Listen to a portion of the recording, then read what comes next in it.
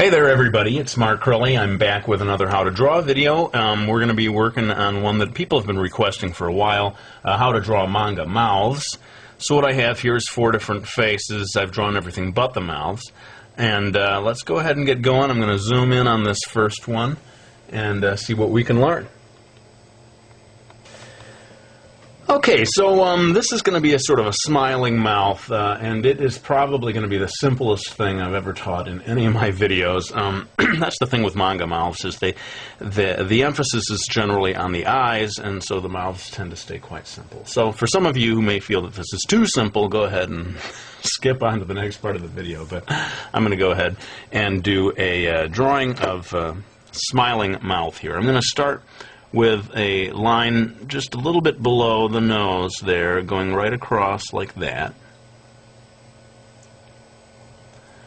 I'd say it's about the same width as this eye over here as a kind of a guideline. Then over here, just moving in a little touch from this line, I'm going to drop down, and this is maybe as tricky as it gets. I'm stopping, I'm just having it kind of trail off, and in a minute I'll explain why I did that. Let's go over here and draw another line coming down at a slightly different angle, kind of coming in, reaches the bottom, near but not too near to the chin, begins curving around, and again I'm going to have it just kind of stop. This is kind of a classic thing that I see in a lot of manga. Rather than outlining the entire mouth, very often there's a bit of a gap there. It just keeps the drawing a little lighter. And if you want to add one tiny little touch, you can just sort of darken up this edge. I notice some artists will do that, sort of darken up this edge. But otherwise, anything else that you do to this, like shading or coloring it in, you're kind of going to be overdoing it. So I would just sort of leave it at that, and let's move on to the next one. Okay, well, this one's probably going to be a little more challenging and a little more fun to draw, I think.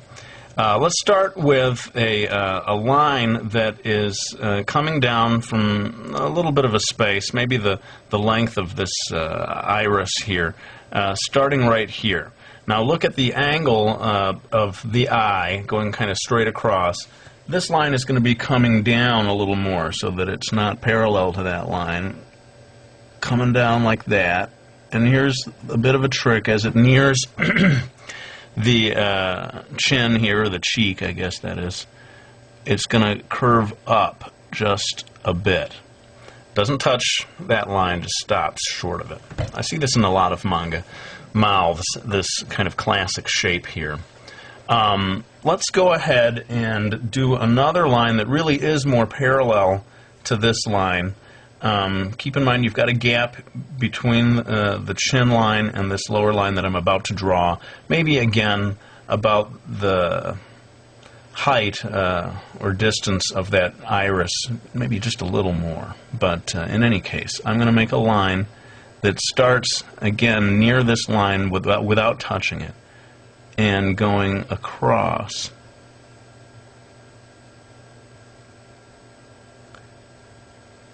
Pretty much parallel to that line up there.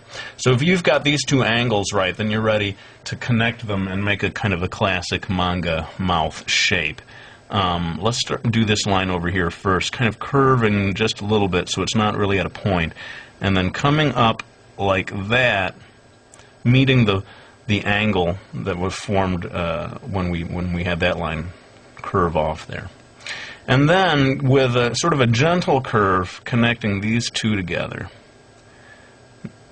And that shape, it's a little hard to describe that shape, but that is, to me, a sort of a classic manga mouth shape. Now, he's supposed to have gritted teeth here, and I always get a kick out of how a lot of Japanese characters have the indication of a kind of a fang. So I'm going to start right around the middle, maybe just a little closer to the bottom than to the top. I'm indicating a fang here. And this line comes across kind of between the two, kind of splitting the difference in terms of the angles between the two. And if you want to get kind of detailed about it, you can try to indicate another tiny fang over here. Not strictly necessary.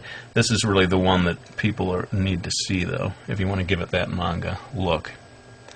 And again, based on what I've seen, I am not going to shade in anything. I'm just going to leave this white, as so often the manga artists do. And that's it for this one. Let's move on to the next one. Alright, so I've kind of done these in order of difficulty. This one starts to get a little trickier because the mouth will be open and you're going to see the tongue, and we're going to start to get kind of shading stuff going on. Let's start with a big line coming across beneath the nose. Sort of measure a certain distance down from there, maybe the height of the nose itself, kind of measure that same distance here, and that's where this line is going to go. Now this is a kind of a gentle, very gentle S curve kind of a line, like that. Not real exaggerated, just kind of a gentle curve.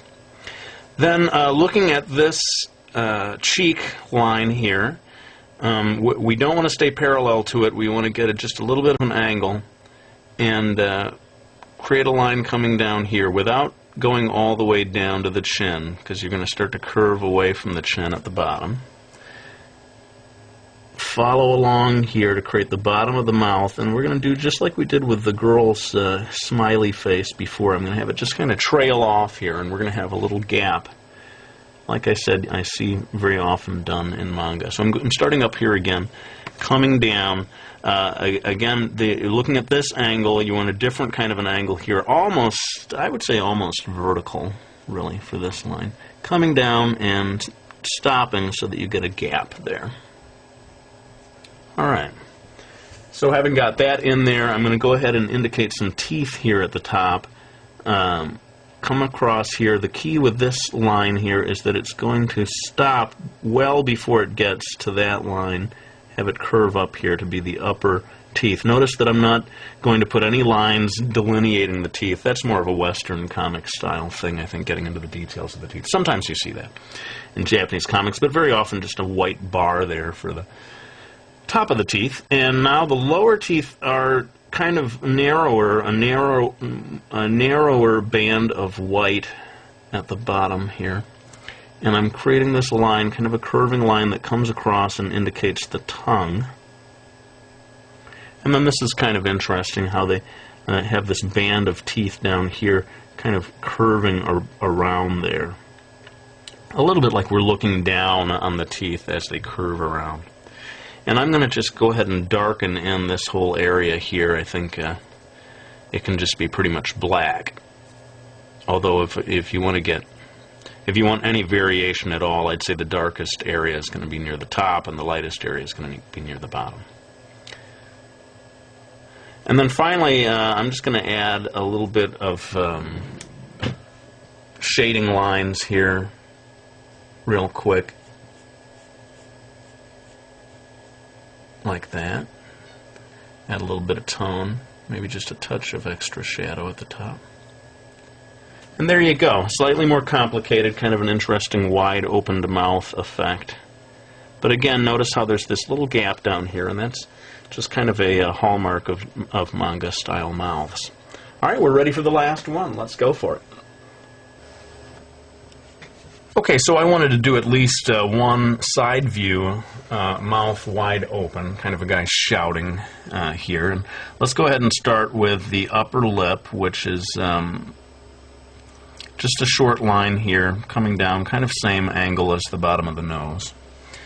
And I'm going to try to do a nice smooth line here that curves back to create the shape of the mouth. I don't know if there's any simple way of describing this, but I'm just going to kind of go ahead and do it. It starts going up here, and it curves around, coming down like that, and kind of just hooking at the bottom to create the bottom part of the mouth. Now we're going to go ahead and do a little line of teeth here.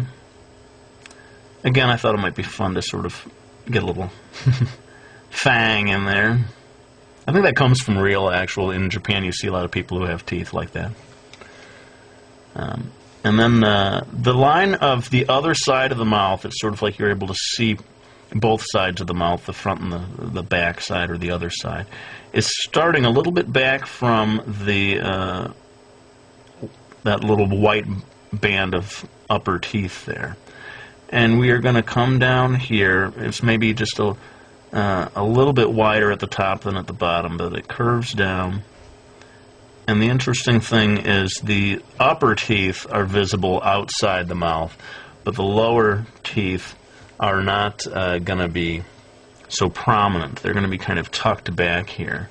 I'm just making a line to indicate those teeth, and maybe just a little bit of a tongue back here. And then the lower lip, try to keep it kind of small here.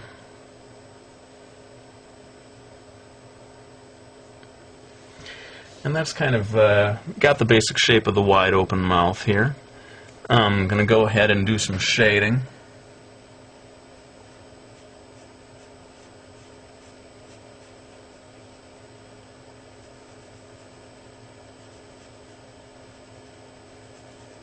And that's pretty much going to do it for this one, I think, although I might throw in some kind of throw in some lines here to show that he's shouting. Why not? And yeah, that pretty much shows you 4 different styles. Let's go ahead and pull the camera back so you can see all of them all at once, and maybe I'll have some final words for you. Alright, well there you have it, all 4 of the different manga mouths I showed you today. This is not all the different kinds of manga mouths there are. There are many, many more. Maybe someday I can do another video about them. And let's just go ahead and thank everyone who's bought my manga series, Miki Falls. I really, really deeply appreciate your support, especially those of you who have bought all 4 books. Thank you, thank you. And before I go, I just want to quickly mention that I decided to get on Twitter now, so if you want to kind of catch up with what I'm doing on a daily basis, go ahead and start following me over there, twitter.com/Mark Crilley must be. I'll go ahead and throw the URL up at the end of this video. In the meantime, let's just lay the pencil down. Thank you all for watching, and assure you that I will be back with another one real soon.